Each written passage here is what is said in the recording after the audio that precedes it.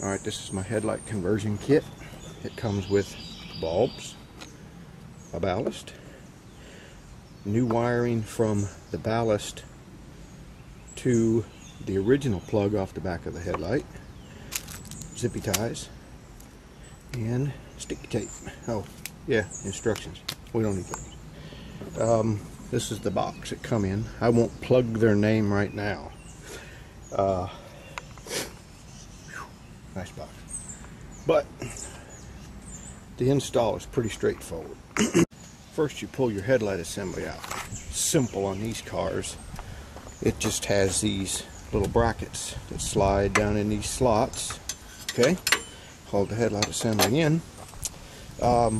Get to the high beam bulb, which is simple. It's just a clip right here. Let me get in there so you can see it. Just a clip. You flip that clip up, the old bulb comes out, you put the new bulb in, and here's the wiring that went on the back of the original headlight. This goes on that short little jumper lead I showed you. Okay? Now, this was enclosed in this housing, but I have to have it outside. So what I did is I took the rubber boot and I just poked a small hole in it. Now, the first thing you want to do is see these plugs. This is just a plug. There's nothing that says positive or negative on it. Take a voltmeter. Check these two terminals. If you have the positive on this one and the negative on this one, and it shows on your meter negative 12 volts, then they're obviously backwards. Then the one that you got the negative on is positive. I marked it with a scratch. Plug my positive in. You can just push that down in there because that rubber cap goes like that. There's no water sprays up behind this headlight really bad, so you don't have to worry about water getting in there. But I put the boot back on. Okay, I've already checked it to make sure it worked. It's really simple to plug in. So now I'm just going to put the headlight back in. Okay, I have my headlight in, and you see where the long rod one goes right here, and all it does is do that. That's it. The short one goes over here. That's it. The headlight's in. Man, how simple. Okay, anyways, here's my new wiring right here. It's pretty simple. Now you just gotta find a place to stick your little box. Okay, let me flip it over because I don't want you to see the name. Now guess what the sticky tape is for. Now I'm probably just gonna put it, the wiring they give you isn't very long, so you got to stay relatively close. So I'm gonna probably just zip tie it up under here, like right here, and then plug it up, and I'll show you the after. Okay, there's the box installed. I didn't like the little short zippy ties they give me, and there was no place flat enough to stick the box, so I went down to my building and got me some long ones, and I just zip tied it to the loom.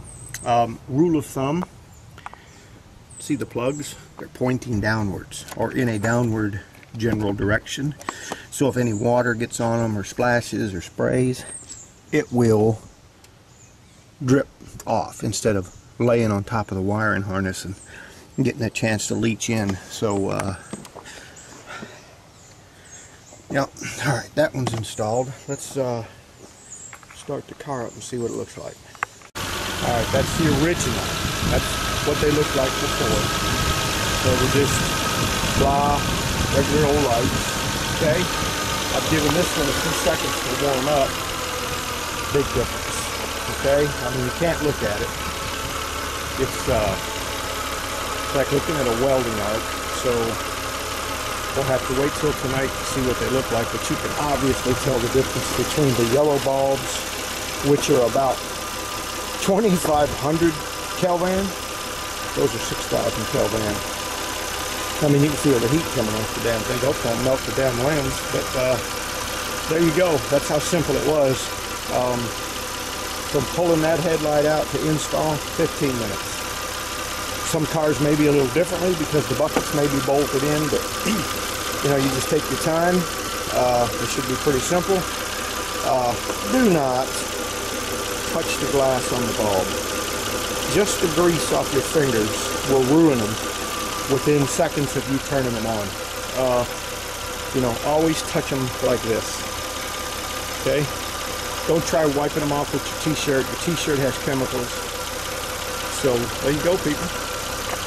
Back and forth.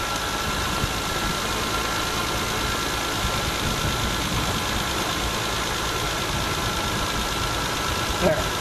The right one goes out. Now I have to unhook this ballast, the one that goes out.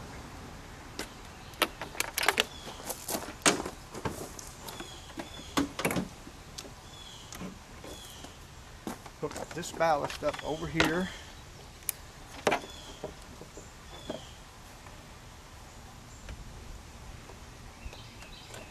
Plug the alleged bad ballast in here.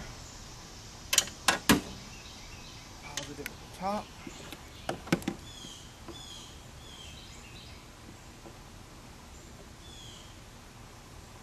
Okay, ballasts are swapped.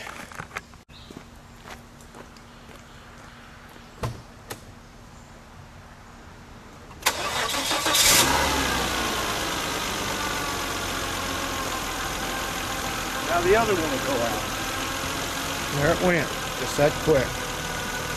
So we got a bad ballast.